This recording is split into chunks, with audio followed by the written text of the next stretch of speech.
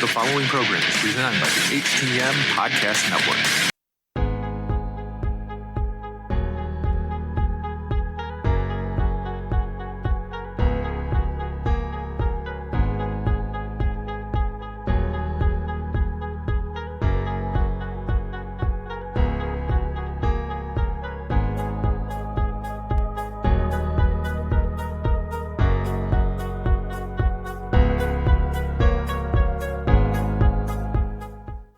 Welcome to another episode of Turnbuckle Talk in partnership with thechairshot.com, presented by the Hitting the Marks Podcast Network and in association with NDPW.com. Turnbuckle Talk is sponsored by collarandelbowbrand.com, where you get 10% off when using promo code JKPodcast. Turnbuckle Talk is also partnered with Phoenix at FNXFit.com, where you get 15% off all your health supplements simply by using promo code TBTalkPod.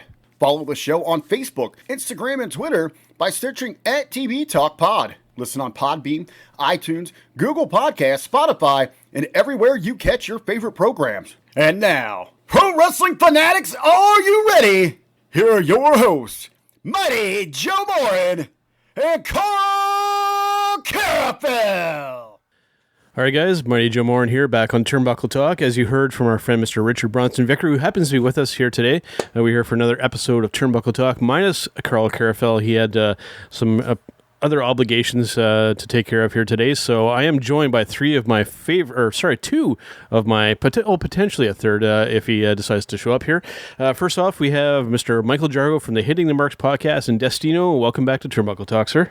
Always good to be here, man. You know, I will never get over RBV just yelling at me at the beginning of every one of your shows. It kind of reminds me of a Dolph Ziggler promo. Right. And, of course, as we had just mentioned, Mr. RBV, back on Turnbuckle Talk. Welcome back, sir. Yeah, I'm going to have to say I was kind of looking through my phone here as we got the countdown, and I just forgot about it. It's like, boom! Like, wait a minute, that's me. What? Yep, it's... yes, like Ziggler, I have the good looks, and I am here to sell, baby. Yes, absolutely. And hopefully at some point we'll be joined by our friend, Mr. Ryan K. Bowman. He's actually in the process of, I believe, in purchasing a new home. So some good stuff there for Ryan, but he might drop in to say hi and, and talk on some of our topics here. But be some good stuff here. But let's kick off, guys, with I think one of the bigger pieces of news to kind of rear its ugly head during the week here. We're talking Peacock and the WWE Network censoring a bunch of the content on there. I'm going to start with you, Jargo. What's your take on some of this censorship kind of going on with this? I was actually on the Monday locker room with Ben Hameen and Dr. Manbeast and Omar Akbar this morning. We were actually talking about this, and the problem as I see it is they're trying to treat professional wrestling like it's just another scripted TV show. Yeah. If this was the NBA, would they be going in and editing out, that play that happened between the Boston Celtics and the Los Angeles Lakers at, the 10:36 mark of the third quarter when Kevin McHale just clotheslined James Worthy? Like, are we gonna edit that out too? Like, you have to treat it more like a sporting event because there's so much of this stuff. Like, one of the first things that's gonna go is gonna be Mizark Henry, right? Yep. That entire promo is he in blackface? Yeah. Does it absolutely add to that moment? Yeah. I don't feel like pro wrestling is one of those things where you can go through and, like, you can pick and choose about what it is that you want to edit. I mean, pro wrestling's offensive. It's kind of like stand-up comedy. Exactly. At its best, you should be offended by at least 50% of the show. Right? Especially when half the we're talking half of the guys are bad guys. Yes, just by its very nature, some of the content, some of the things that they're going to say are going to be offensive. That is just the nature of the beast. And that's how it works. Yeah, I mean, the right? bad guy gets You're beat, supposed to be offended. His ass. That's literally how pro wrestling works. Right? You're supposed to be offended. But yeah, and one of my favorites, Mr. Rowdy Roddy Piper, also on the list. The Bad News Brown segment. I mean, that's again, that's one of those things where, yeah, people are going to get offended by it. But I mean, dude, I mean, it's the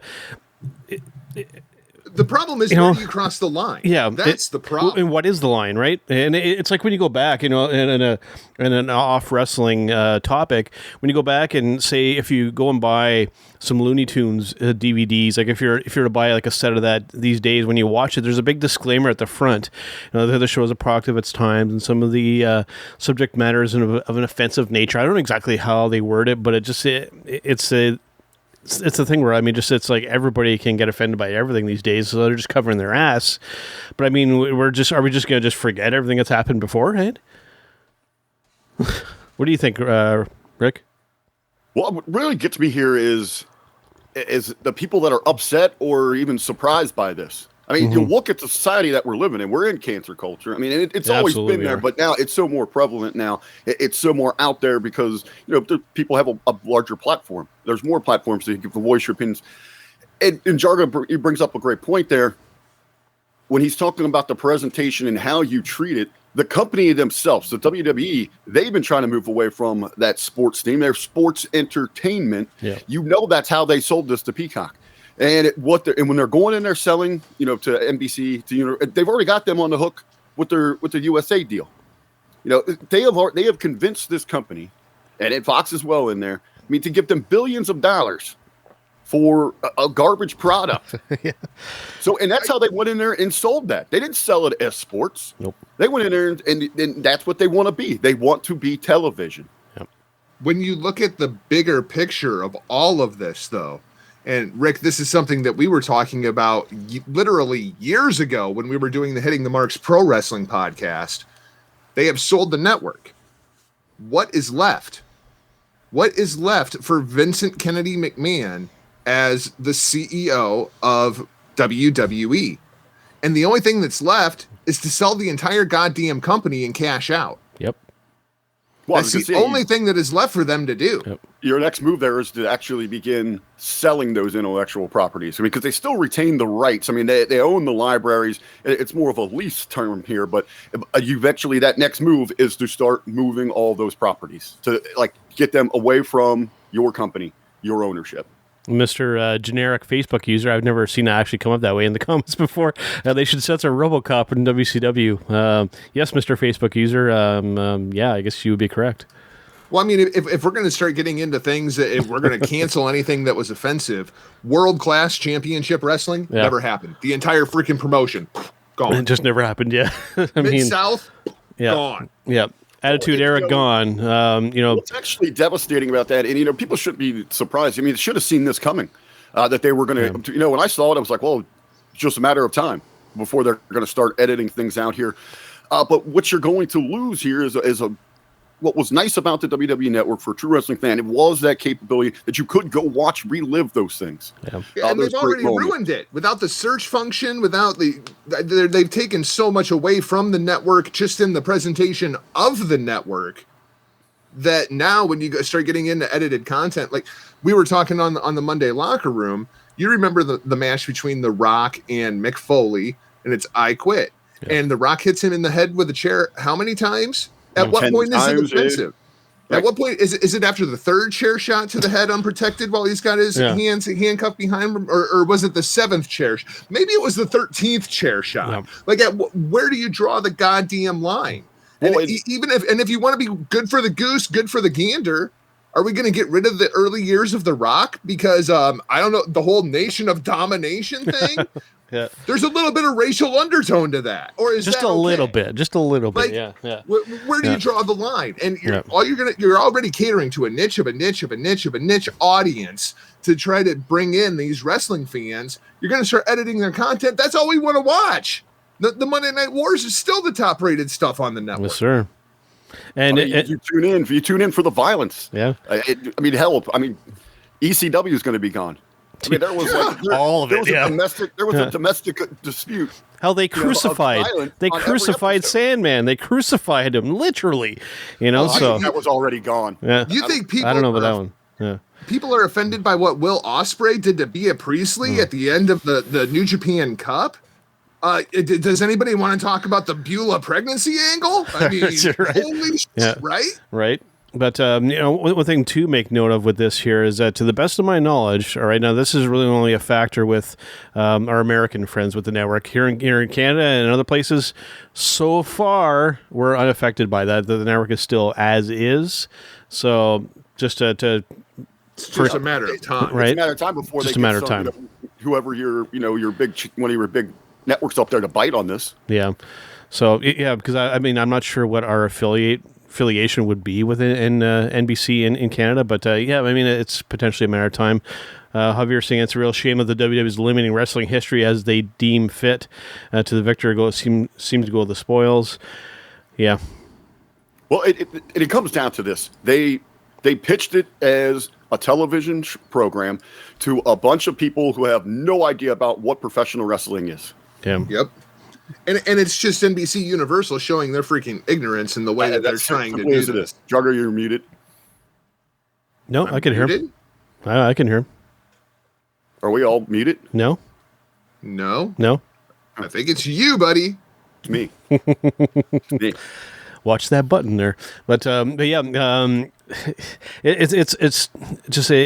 annoying because it's revisionist history essentially is kind of what's happening here on a wrestling scale, or specifically with WWE. Or it's like we're just gonna at some point we're just gonna pretend that none of that ever happened.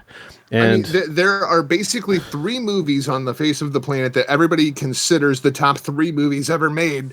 We can argue about order, right? There's Casablanca, which they are editing. Yep. There's Gone with the Wind, which they are editing. And there's Citizen Kane, which nobody's touching because nobody cares, even though it's recognized as the greatest movie of all time. It really sucks. Yeah. You could throw Godfather probably into the mix, too. There's a lot of things that they could edit out of that, too, right? Oh, man. Talk about cultural appropriation. Right? My God. Right. Yeah, it's just a shame. And again, you guys have kind of hit on it. NBC not knowing anything about wrestling, I think is part of the problem. They've been in this business for right? how long now? Right, but and it's partially it's WWE's fault for pitching them the product. I think the way it is too, right? I guess it's not WWE's fault. WWE made $1 billion or a couple $1 billion off of this. They're going to sell it however they can. That's a fair statement. What people have to realize is Vince McMahon does not care about you. Vince McMahon is running a business. Vince McMahon is trying to make as much money as he possibly can, and he doesn't care if you don't get to watch your Roddy Piper promo from 1984. That's true. Yep, I guess he's maybe just hoping you got it recorded somewhere. And if you want to go and watch it that way, then pull out the VHS tapes, I guess. There's YouTube, man. There's Everything's YouTube. On YouTube. It's just Are they going to pull that too, though? It was so put together. It was so sleek. The design was incredible. And now we're just throwing that in the trash. And I'm pretty sure people will just turn it off and go to the Hacker Hameen style of watching the current pay-per-views and whatnot. Yeah. Unless you want to watch The Office, which, at what point everybody wants to watch The Office. Yeah, but at what point? Okay, are we going to start editing The Office? Because let me tell you, there is some shit in The Office that, is pretty damn offensive. That's what made it fucking funny. Yeah. Right. Is I'd like to see them detail and bullet point out what the company standards are for what is deemed offensive. Because I guarantee you that we could head over to Peacock right now and just randomly select 10 shows, and we're going to find at least half of them that could be questionable, right. Or going to be borderline offensive to somebody. Yeah. I mean, like you had mentioned The Office, like they make fun of handicapped people, and they make fun of fat people, specifically Michael on the show. It's the amount of sexism. Oh Jesus, there's tons of it there. We're gonna throw you a golden shower. Like my goodness, like right. So, anyways, and the funny thing is, the funniest part of the whole thing is, the TV shows that are actually successful in a 2021 context, the shows that people actually watch are offensive, are the shows that say, screw it, we don't care. Yeah, it's true. It's very, very true. Tying into this as well here, we're talking Hall of Fame inductees. And I'll tie this into the other topic too, because I think it all kind of coincides together. Some Hall of Fame inductees for specifically one in the 2001 class here that seems to have people just outraged. And we're talking the Great Khali, right? As soon as that one dropped, I mean, the internet literally losing their shit. I'll just come out and say it. And you have hit on this before here, Jargo, and I think it's very, very true when it comes to not only this situation, but just wrestling kind of in general. And specifically, I think with WWE, it seems to happen a lot. People just being addicted to being outraged about this kind of stuff. I mean, for me, when I saw the Great Khali's announcement for to get into the Hall of Fame and given what they want to do in India, it made perfect sense to me. You know, they're making a big push in that market. The dude's basically not necessarily a god over there, but I mean, he's one of their top celebrities over there, and he's very, very well known. So, I mean, I totally get it, but I mean, the internet wrestling community just absolutely losing their shit when it comes to this one. Oh, how dare they put him in? This isn't a real Hall of Fame. I'm like, my God, it's crazy. It's never been a real Hall of Fame. Yeah, I know. It only exists in Vince McMahon's mind. It's the Vince McMahon boys club. I've always kind of referred to it as that. Here's my problem. It's not just the Great Khali. Do you got the entire list of inductees there in front of you? I know it's Bischoff, Molly Holly, the Great Khali, RVD, Rob Van Dam, and there's one more. Kane. Oh, Kane. Yeah. Who's the headliner? Kane. Who is going to get me to actually tune in to watch this thing that always runs entirely too long, is incredibly boring. There's not going to be any fans there. Like, it's going to be Kane. There is nothing here to get me to watch this. It's got to be Kane. There's no headliner. Kane is a great number 2. Yeah. But ever since Batista came out and said, "Hey, yo, sorry, I got better things to do," right? They don't have a headliner. Yeah. Well, So you got to believe too. Batista, he had other obligations, whatever the case might be. He just didn't want to go there in an empty arena or an empty studio. Yeah. He wants to have that moment. So, and I think maybe they intentionally went this route, Jargo, where you didn't have to have that overwhelming, that total wow factor. Because it's not going to be the spectacle that it is. Now you got to remember so what's too. The solution? It's going to be add in the Great Khali and hope a whole bunch of people in India watch it, so you can spike a number for NBC Universal and make them feel like, hey, we really spent $1 billion in the right place here, guys. Well, I mean, it wouldn't affect our ratings from India, but there are no ratings. Right. So anyway, back to Khali here. What always gets me, and anybody that gets so worked up over the damn Hall of Fame, I can almost go down that list and defend anyone that is in there for different reasons, because this is a variety show. There's different contributions, and it's not because somebody booked you to be a up-team time world champion and all these great WrestleMania moments. No, there's more that goes into it, and how you can contribute to the locker room. If you're a leader there, you look at Khali. Yeah, a large part of this is that connection, that building, continuing that bridge to India, where he's over there running shows and he's helping find talent and prepare them for the WWE. He's over there selling out 50,000 seat arenas on his shows. Yeah. And outside of WrestleMania, SummerSlam, something like that, WWE can't even do that here. Yeah, right. Just to add on, because you had asked what the entire list is, Jargo, I do have the whole list on here. A couple of them, I think, I'm not sure if they're confirmed, but I'll read them out here. So, because they're doing a double class this year too, right? We're doing the 2020. So I'll start with that one. We've got JBL, British Bulldog, Jushin Thunder Liger, the NWO, which I think that could potentially be your headliner, the Bella Twins, which I'm not sure if that one is actually confirmed or not. And then for the 2021 class, we have Molly Holly, Eazy-E, Mr. Eric Bischoff, Kane, Great Khali, and Rob Van Dam. That's the whole thing. Is it all going to be one ceremony, or are they doing 2? I don't know. Well, you got to remember, because I think it's going to be a much different presentation than we're used to. Obviously, because it might just be in a studio somewhere, because this thing is on Tuesday night. Yeah. I don't think anybody's going to watch it. I think it's going to be all Skype and Zoom calls, right? I haven't seen anything with the presentation, how they're planning on presenting this thing at all. Yeah. But my thing is, a Tuesday every one night, of them, they're probably hoping to grab a few people that are just kind of leisurely, watching television, might stop, check in on the thing. You got to go again, though. What is the expectation for the ratings this week? I mean, we are going to get bombarded with WWE. Yeah. I mean, we've got a whole week starting tonight. Yep. And basically 2 weeks, really. Yeah. Then Jargo's taking the whole week off, so this better be good, right? It's starting next Monday. Starting next Monday is where you get that whole big week of it. Has there ever been less interest around WrestleMania week? It's pretty low. You know, when it comes to the Hall of Fame, when it comes to because they have not built real stars, and they haven't relied on bringing back one of those big names this year. So we're just rolling with the roster, and I agree with you 100%. The enthusiasm that you can see in any of the wrestling circles we run in, it's just not there for WrestleMania this year. And when it comes to the Hall of Fame, I mean, I can pick three that legitimately interest me. I mean, the British Bulldog, of course. You know, given my childhood in watching wrestling, Mr. Jushin Thunder Liger. Given that I've started to really kind of delve into the New Japan side of things, I'm really excited to see how they'll even have him part of that. And then, of course, Molly Holly for the women's side. I'm genuinely interested to listen to her speech because I mean, I always thought that she was fantastic. Listen to Mr. Hall of Famers. Yeah. The problem is there's nobody there that's a big enough name that's going to get me to tune in to watch it. That's true. Yeah, like I said, the NWO, I think, will hook some people in. I think. Or turn a lot of people off. Or it could turn a lot of people off, too. That's a very fair point. I mean, the last thing I need to see is Hogan walking around patting himself on the back some more. Again, right? Yeah, we'll see, man. I don't know.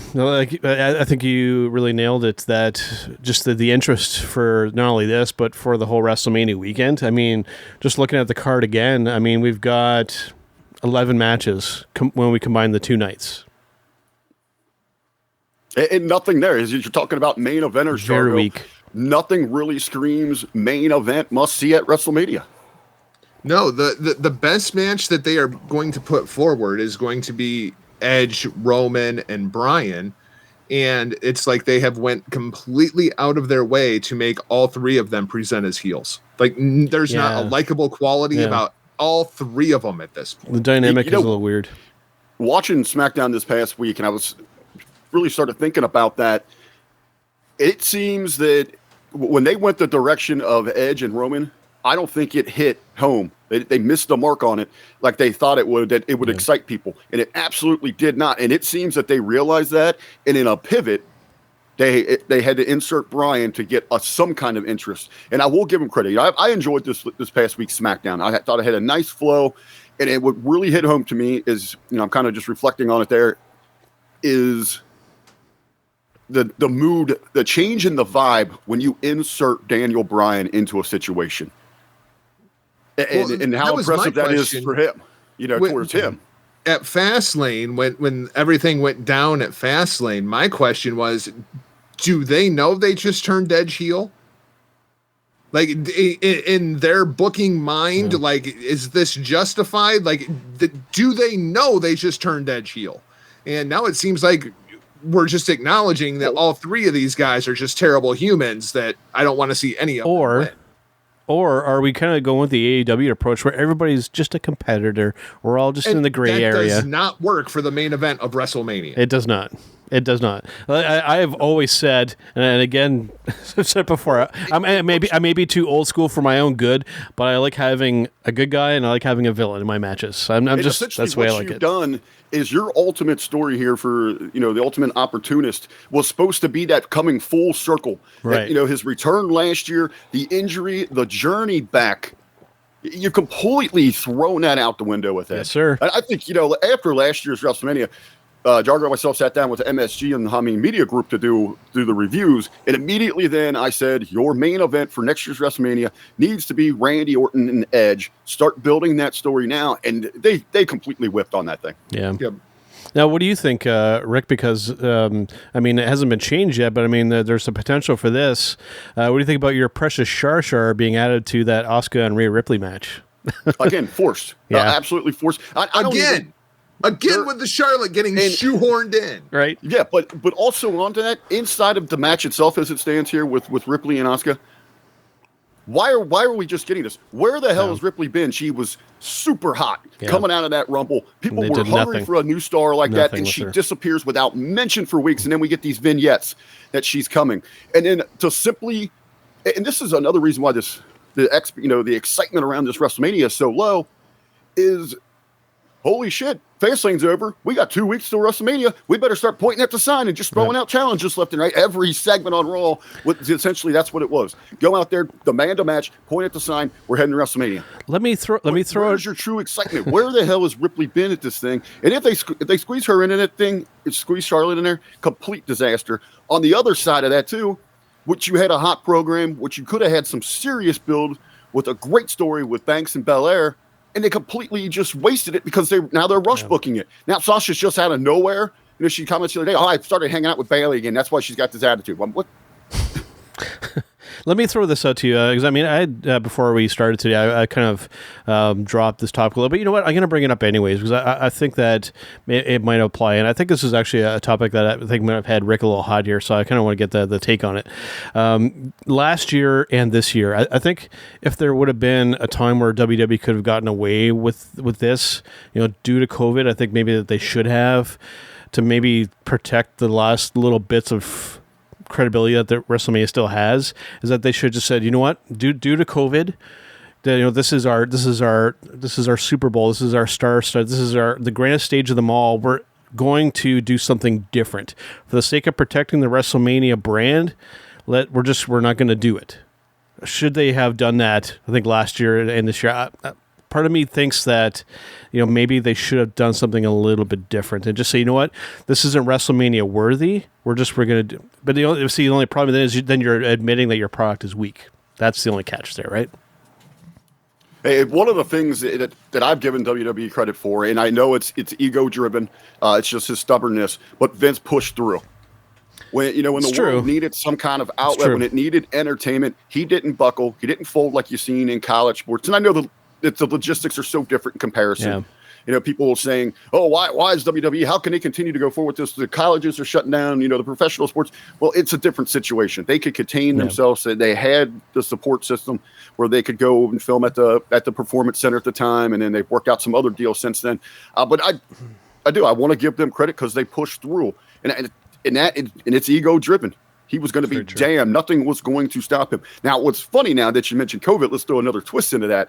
They refused to even acknowledge that there was a pandemic going on. It was like banned. It was one of those no words for such a long time. Yeah. And now they're getting a payday. And because they're running in front of fans there at Raymond James, they're running them damn PSAs now with encouraging people to wear their masks. That right there is hilarious to me. Yeah. And that's all a payday. Oh, for sure. But yeah, but just part of me, and I totally get what you're saying, but at the same time too, it's like, it's tough because it is WrestleMania. But like we said before too, is that I think that we're still banking on that name still having that value to people. People are, oh, WrestleMania is happening, I'm going to go watch that. I don't think that's necessarily that, and I think this year especially, I think there's a lot of people that are going to be, well, that's what they've got there. Yeah, I'm not going to bother. You have to realize that Vince McMahon and Donald Trump are basically the same person. They are the same person. They are basically, personality-wise, they are basically the same person. Mm-hmm. This is par for the course for Vince McMahon. Yeah. Vince McMahon gets off on this shit. Mm. That's right. Go back to September 11th, 2001. What was the first big gathering of fans after September 11th? Yeah.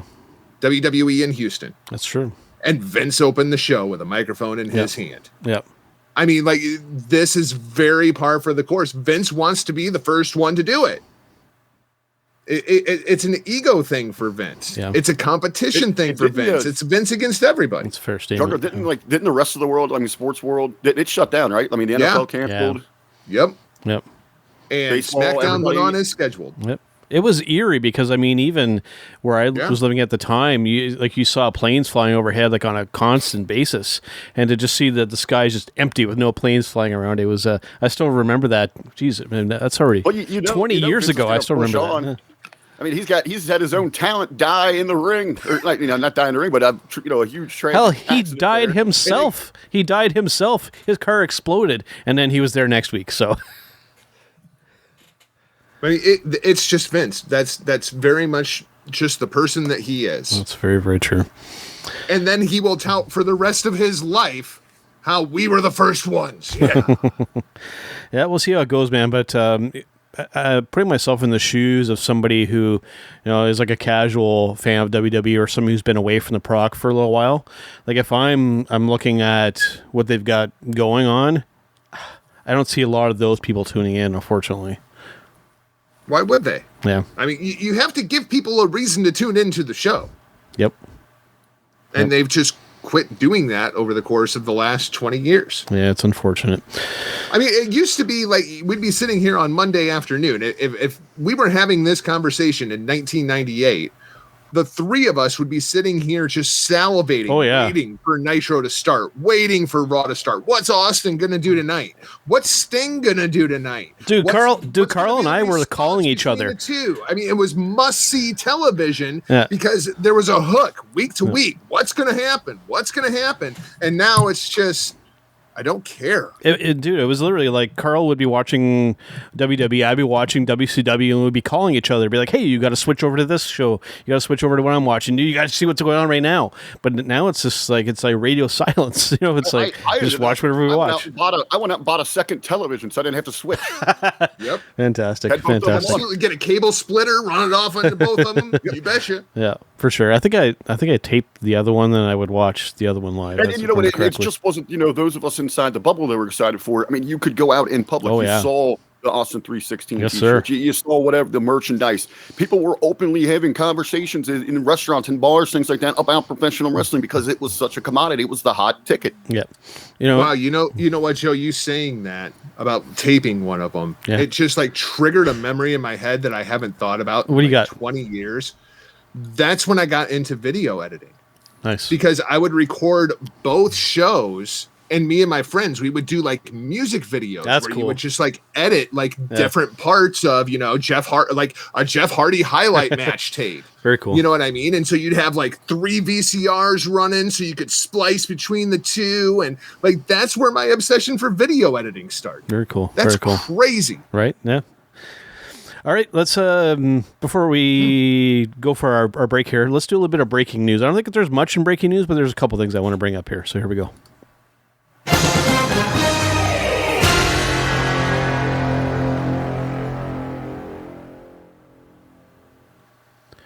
All right, so for breaking news this week, I don't know if you guys have anything that you want to kind of touch on, but the big one that stood out to me, it wasn't necessarily a big one, but I think it's interesting, to say the least. Aleister Black.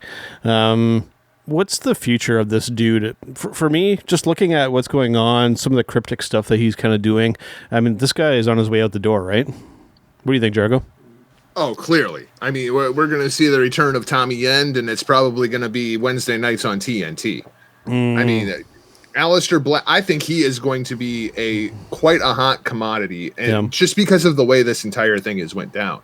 Let's remember, Aleister Black, the reason that he got sidelined, well, there was two things, really. Yeah. Number one, he was a Paul Heyman guy. Yes, sir. And when they took Paul Heyman out of creative, they had nothing for Aleister Black. And number two was, the fact that his wife was trying to unionize the wrestlers, and he ended up getting all the heat for it. Yeah. I mean, so Aleister hasn't even been on TV in like 6 months. I think he is going to be one of these guys where there was so much upside to Aleister Black. I think a lot of people saw the upside to Aleister Black, and we were afraid Vince is not going to get Aleister Black, and clearly we were right. Yeah.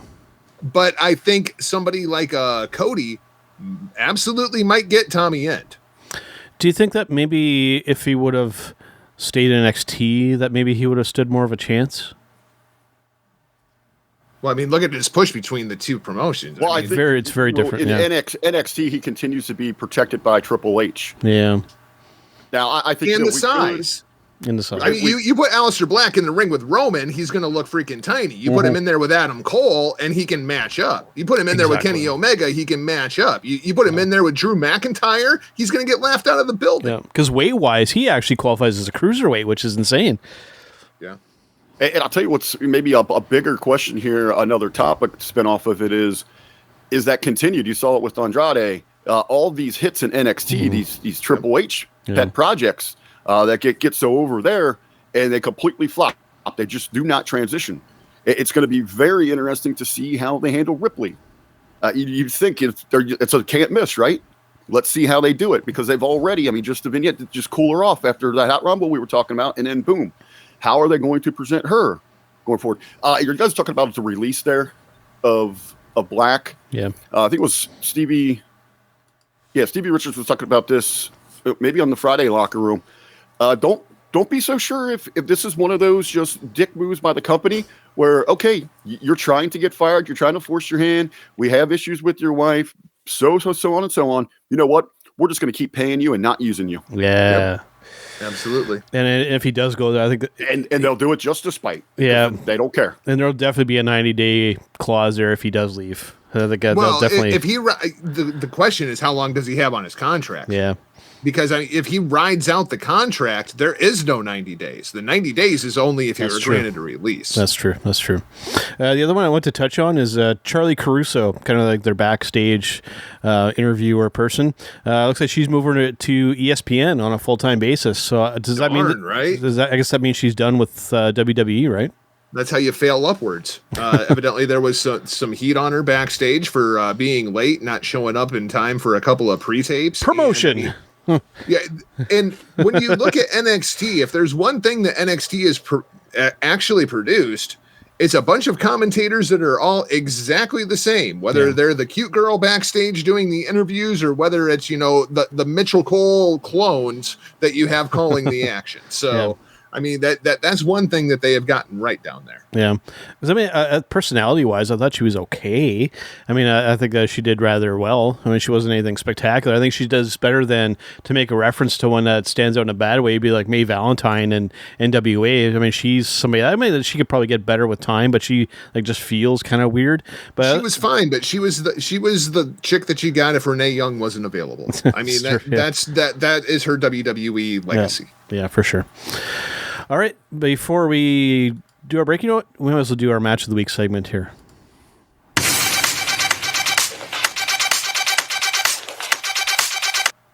All right, so for Match of the Week, I think I'll start with my guest here, and let's go counterclockwise. Let's start with you, Rick. What was your Match of the Week? 'Cause I know you always come with this bit of an interesting angle, so I'm curious what you got this week. Well, I did come prepared this week on this one. I always forget that there's a Match of the Week segment. But hey, it was just the match that you asked me what the hell was I doing before we went on air. What was that weird noise? I was watching a match.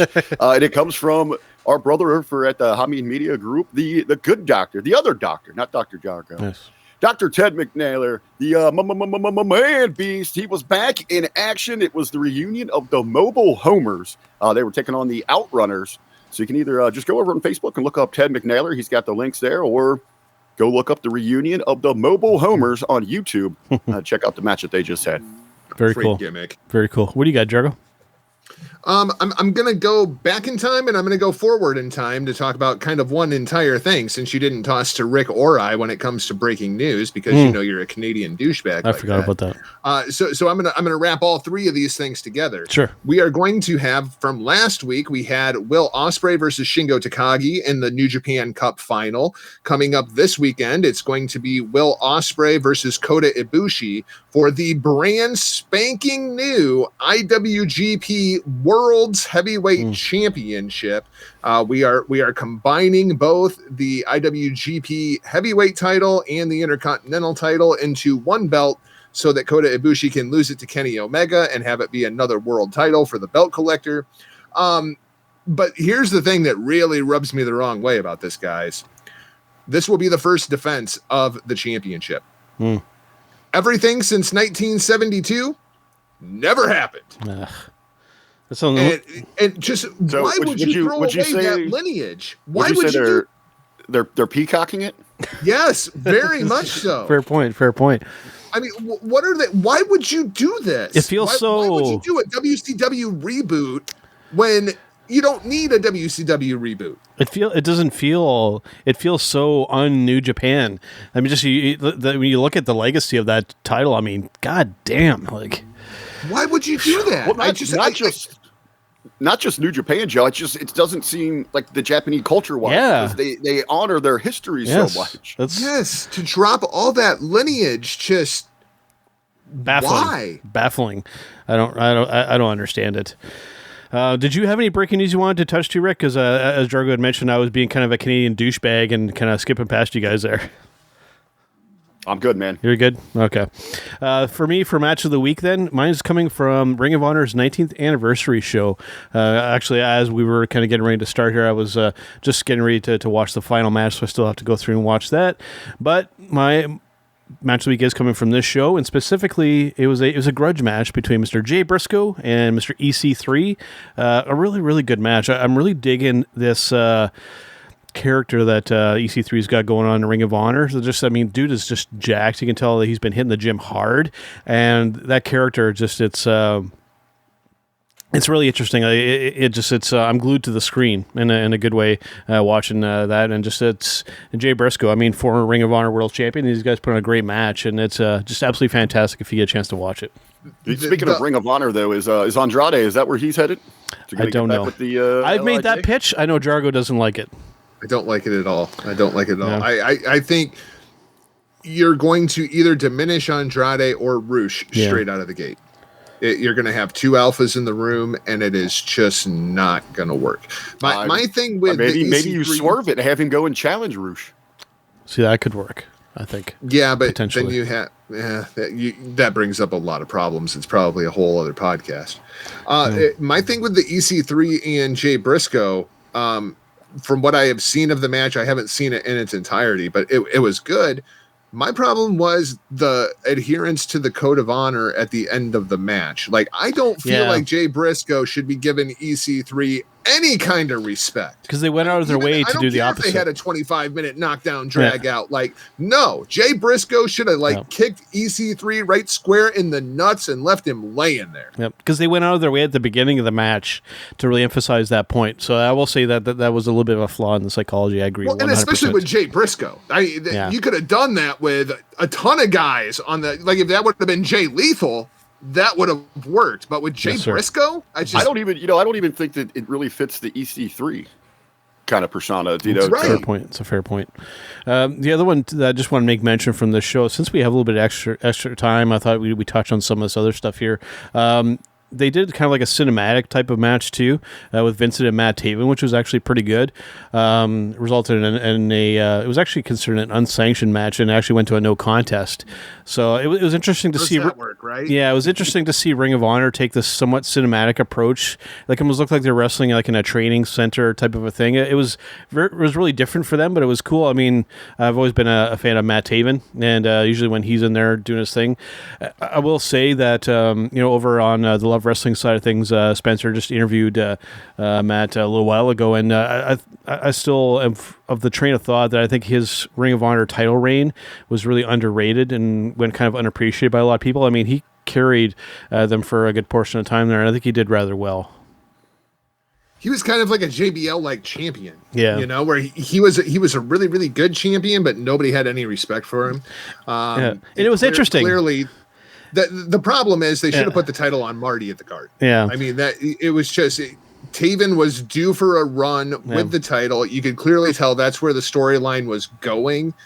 But Marty was so hot that they should have made that pivot at that time. And it was interesting. I'm with you. I love Taven. And it was interesting at the time because shortly after that, they did the War of the Worlds tour, and they actually came to Toronto, which I ended up going to. And it was interesting because I actually got to hold on to the title. And as I'm looking at it, it still had Jay Lethal's name on it at the time, which I thought was a little interesting what they were kind of doing there with that. On the show, too, another one to make mention of. The match itself was really good, but just to...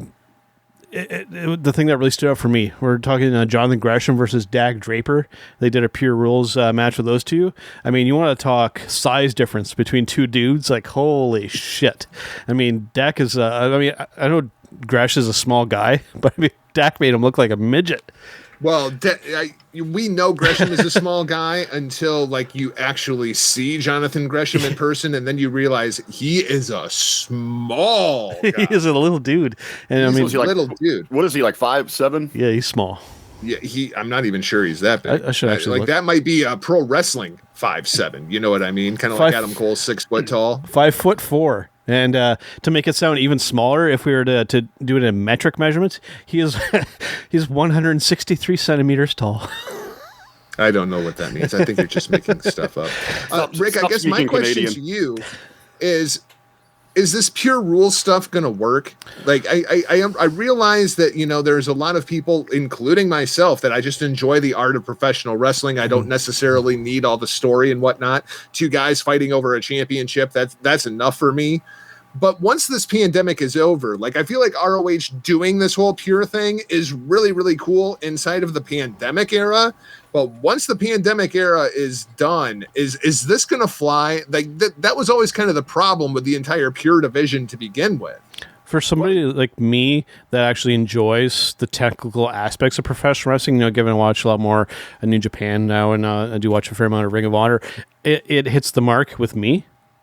But for like WWE fans and like the more kind of casual fan that is more into like the sports entertainment, they're going to look at this and find it boring.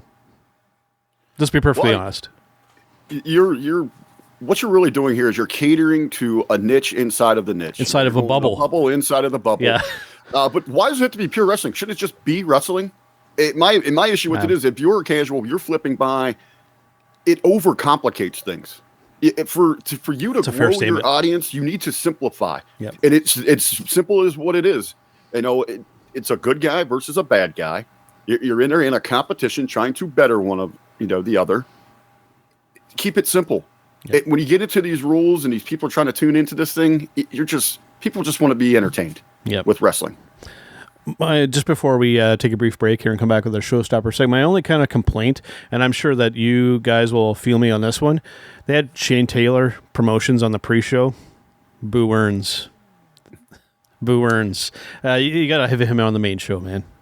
The problem is they have those damn trios belts, and nobody cares about trios wrestling in the United States. Yeah, it has never caught on, regardless of how much they try to push it. It's the same way in Japan with the never 6-man openweight championships. It's trios wrestling. It has never caught on anywhere in the world except for Mexico. Yeah. And I understand there is a huge lucha influx inside of Ring of Honor right now. Yeah. But they've had these belts for years, and they have just never worked. Yeah. Again, it's you're overcomplicating things. You go back to the territory days, to early WCW, even their 6-man. It just could not get over. Yeah, and it's just part of the. It's there, and you had heard you'd heard the rumblings that AEW was thinking about introducing would be a complete mistake. Please don't. The only time that it's really worked in the States that I can remember was the Freebirds down in World Class when they would do like Von Erichs versus Freebirds. Yeah. And that was just because, they would build so much heat because of the Freebird rule that eventually 3 baby faces would want to get all 3 of the Freebirds in the ring at the same time. That's rather than, we're fighting you 2 guys and that other guy on the outside is going to cheat at some point. Well, anything down there at World Class, you get the Von Erichs involved and people were going to eat it up. And especially the heat that you had on the Birds. Yeah. Yep. Yeah, that was a great rivalry back then.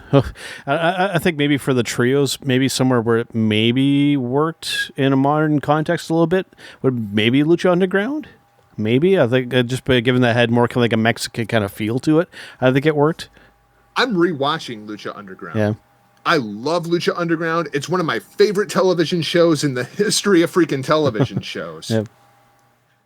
But Lucha Underground, like if you want to talk about a trios title catering to a bubble inside of the bubble. Oh, yeah. This was the smallest bubble that you could ever imagine. Yeah. You know what I mean? Like, yeah.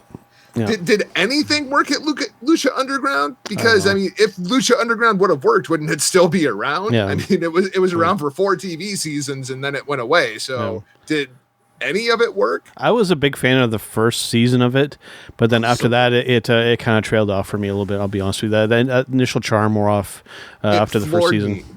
The main event of the first episode is Ricochet versus John Morrison. Yeah.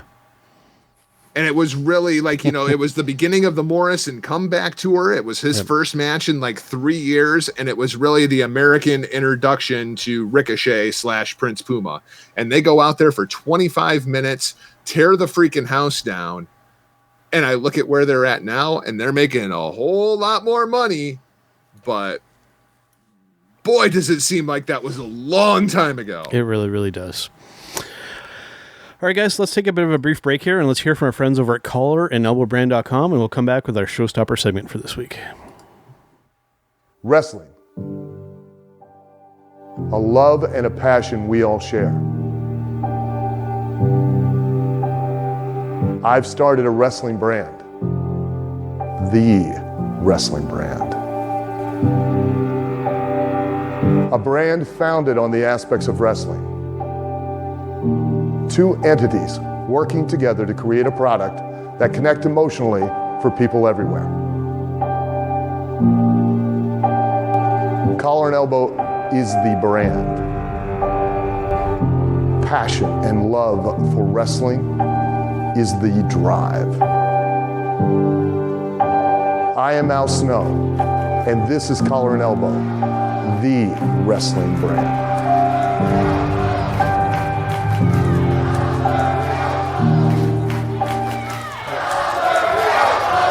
The dictionary defines hero as a person who is admired or idealized for courage, outstanding achievements, or noble qualities. Being a hero in life is far more than words printed on a page.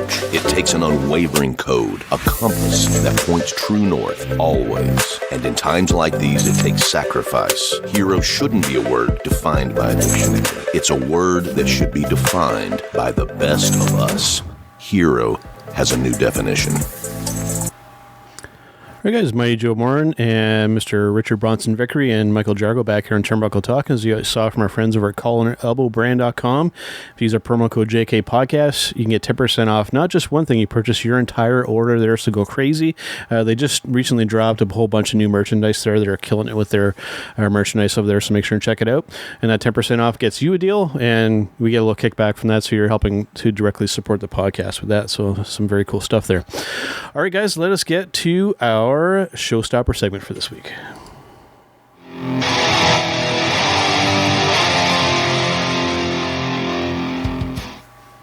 All right, so for this week, I thought we would tackle something non-wrestling related for our Showstopper segment. I thought we would kind of give you sort of maybe a little bit of inside about stuff maybe people wouldn't necessarily know about us. So I was hoping to have Carl for this segment this week and Ryan, but I do have Rick and Jargo here for this. So I thought, we'd, whatever you guys feel comfortable with to kind of let people know some things about yourselves that maybe people wouldn't necessarily know. Maybe things that you're into, music that you like, or whatever it be. We'll kind of go around and just kind of let people know some stuff that you feel like letting people know about. I got to tell you, I had a little bit of trouble with this one. Yeah. From podcasting over probably 4.5, 5 years. I feel that we if you listen to us on any of our platforms, if it's when we're doing guest spots here, Turnbuckle Talk, the Hitting the Marks, Media Group, that I put a lot of things out there. I just don't know what maybe someone hasn't heard about me. The one that you shared in our chat is a good one if you want to kick off with that. I know, but I thought about it. I think I've shared that on air. But yes, if you go to my web browser and press P, the letter P, you're going to get Pornhub immediately. I could just imagine. My Google history is probably really sketchy too. Guys are a bunch of perverts. That's what's going on here. Hey, I'm not going to deny it. Rick, I had exactly the same thought. We have done hundreds of hours of podcasting together over the course of the last going on 4 years now. I don't know what I could possibly begin to tell people. And then it kind of occurred to me that my life is actually very, very sad. And I have no hobbies because I'm too busy producing podcasts. You know what I mean? Like with what we do at Hitting the Marks, the deconstruction of media, keeping up with New Japan over at Destino, that's what else is there to do, man? Like most of my hobbies, I would say over the course of the last 5 years, aren't even my freaking hobbies. When you get to be my age and you're married and you have 3 kids, guess what? Your hobbies are whatever they want to do. Well, you know what I mean? It's funny because it's true. Like, and I feel like that's one of the keys to parenting is taking an interest in whatever it is that your kids' hobbies are and kind of making them your own so that you can still have that bonding time between you and your freaking kids. Well, there's some stuff we could touch on. I mean, because especially on Turnbuckle Talk here, some of our listeners might not necessarily be aware of some of the things with you guys, like with Jargo. I mean, there's a lot of people who watch Turnbuckle Talk that might not be aware that you used to be in the music business, and that a lot of the music for your show is actually stuff that you were a part of. Yeah, and that's probably the only reason that Hitting the Marks is not going through the same thing that Hami Media is going through right at the moment. Yeah, because there is a huge crackdown on copywritten material inside of podcasting. It's gotten absolutely crazy. Yeah. Thankfully, I'm entitled to as much of that copyright as anybody else is. So there is that. But yeah, all the music that you hear on Hitting the Marks, the intro, the outro, it's all Left 4 Dead. Good times. Yeah, for sure. I mean, for myself, I mean, something that maybe people aren't aware of that I'm into is when it comes to my musical taste, since we're talking about music, is that I'm a big fan of 80s new wave music. So I never would have guessed that. Never would have guessed that. See, I mean, I was a child. Spoiler alert, I was born August 21st, 1980. So I'm an 80s baby. You know, one of the first TV shows I can recall ever watching, being a little child, was Miami Vice. So I think that's where a lot of that kind of came from. I have a real soft spot, almost like a guilty pleasure, when it comes to 80s new wave and that alternative music during that time. You know, a lot of that synthesizer-based stuff. One that I always find incredible, it's just so random. Rick and I are about 24 hours apart as far as our age goes. Right. I am the elder member of the Hitting the Marks podcast by roughly 24 hours. And that's just insane. Like, what were the odds of that, you know? Yeah. I'm people might not know about Carl and myself. I'm actually the older of the two. I'm a year older than he is. So a lot of people think that he's older than I am, or maybe they think the other way around, but I'm actually the older of the two. Maybe I don't talk about it as often on air. A little fun RBV fact that I guess when it comes to, you know, those your hobbies, things that you study, you research, I'm completely fascinated with like the Old West. In all things from, you know, just their daily lifestyle to, you know, how they got by, and, you know, the Western expansion. So inside of that, though, man, I probably in a week watch like 20 hours of Gunsmoke. In that same vein, I'm very, very different because I'm busy researching how octopi are going to take over the world, and we will all be kneeling before our tentacled overlords. In that same kind of vein. In that same vein, could use this as a platform for a big announcement too that we've got going on. Yeah, for sure. In that same kind of vein, with TV shows, something that people might not be aware with Jargo and I, we're big fans of Ancient Aliens. Yeah, I effing love that show. I love that show. I watch it all day on Friday, but I cannot stand that show. I actually have the box set of the entire series. So there you go. The point of every episode is, our ancestors were idiots. They could not possibly do that themselves. They had to have gotten help. Right. Now you guys are into the aliens. Which is accurate, though. It is accurate. You guys are into the aliens. I have just recently, it's a brand new show. It's only been on maybe like a month and a half, 2 months tops. But it's on Sci-Fi. It airs on Wednesdays after after wrestling goes off the air. But it's oh damn it. I can't think. Resident Alien. Oh yeah. Yeah. It's tremendous, man. It's had me hooked. I make sure that I'm there each and every Wednesday to watch that thing. But they actually had the crazy haired guy from Ancient Aliens was on this past week. Yes. So the alien, he's trying to find a piece of alien technology so that he can fix his device. So he goes to a sci-fi convention.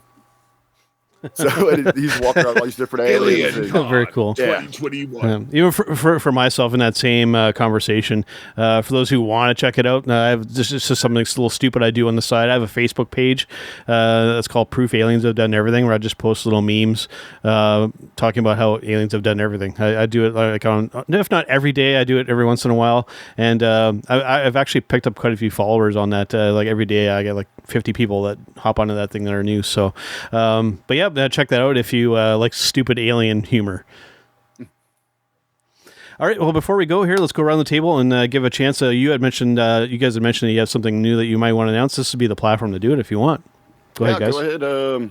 Well, it's going to be us. We're going to be stepping outside of the podcasting realm for another project. Jargo is going to be coming to Ohio to work with us for the Pro Wrestling Alliance. May 15th. He's going to be handling our production. So it'll be nice. Jargo, myself, and the man with the book, Ted McNailer. Nice. So we're all going to be working together on an actual pro wrestling event.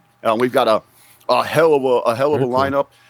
Some very talented individuals on the roster. We're looking forward to. It's going to be a tremendous show. Saturday, May 15th.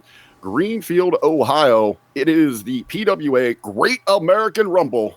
We're going to be crowning. We're going to have obviously a Rumble style gauntlet over the top style match to crown our first Great American Champion. I needed to talk to you about that because we may have a little bit of an issue. And the issue is we were talking about that this morning on the Monday locker room over at Hameen Media. And we got some heat, man. We got some heat because Hameen is not booked on that show. And if you're having a Rumble and anybody can show up and start eliminating people, you may end up with a Hameen showing up and just shooting on everybody. Hameen walks out with the PWA championship, and now everything is in chaos after the first show. It's a real possibility. He was hot, man. He was hot. He is laid into me and Beast over there on it, and we just tell him, like, dude, Ben, we're going to bring you in next show. And shut the hell up. Next show. Man, we're going to get $5 face slaps, and, he's going to call it our yearly bonus. Nice. And, yeah, Jargo, you've got another show coming out soon that I believe is going to be on the daily basis, right? Yeah, it's going to be a little bit of a different format, kind of under a soft launch at this point over at michaeljargo.com. You can find a bit of a teaser trailer over there and everything well done, by the way. On with Jargo. It will not be starting until I am located inside of my new studio. So, we may be 3 weeks away from the launch. We may be 3 months away from the launch. And hell, it might be November. So everything is kind of in soft launch mode right at the moment. But, I figure if Dan Bongino can tease that he's taking over the Rush Limbaugh time slot for 2 months, I've got plenty of time to get all of my ducks in a row. I can't believe that they're going to have that guy take over that time slot. Right. Not because I have anything against Dan Bongino. I very much like Dan Bongino. But why does he have his head so far up Donald Trump's ass, he can tell you how healthy his kidneys are? My God, dude, move on. It's over. Well, on that note, if you still have a Trump banner up or a yard sign, right? Please take it down. Put it away. Yep. Yeah, no, absolutely. And Jargo, just recently you had another episode of Destino that dropped as well, right? With Pause, and you had another guest on there too, I believe, right? Mr. John Enright, yeah, down in Texas. We were talking about the kind of the fallout of this entire Will Ospreay B. Priestley angle because it has become an entire thing. It's funny because most of the internet seems outraged by this, and most of my friends are like, "It's pro wrestling. Y'all need to calm down." Right. I agree 100%. For myself, coming up later this week for Turnbuckle Rewind, we've got an interesting one lined up for you guys here. We're going back to 1999 with ECW Hardcore Heaven with Rob Van Dam versus Jerry Lynn for that television title. That's going to be a fun match to break down and watch. I think you guys are going to enjoy that one. Man, the series of matches those two guys had. Good stuff. Holy crap. Good stuff, man. And I thought, too, it would tie into him going into the Hall of Fame as well. So it made that was actually one of Carl's picks that we're doing, and it's going to be a hell of a good time watching that match. Anything from ECW at that time frame was insane. So looking forward to it. All right, and make sure and give you guys a chance to get the social media plugged up there. I almost forgot as well.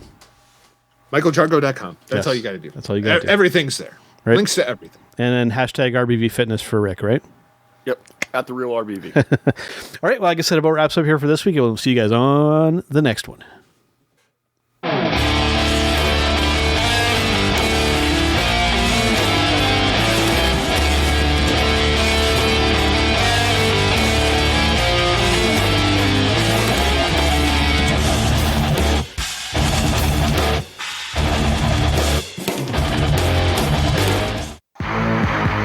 It's me. It's an RBV to beat. As you can tell in the background, we are out celebrating. That is what we do here at hittingthemarks.com. And I invite everyone to continue to tune in to Turnbuckle Talk, but check out all of our other shows. We have content, especially lit up by the flagship show. You can find that all at hittingthemarks.com. Run.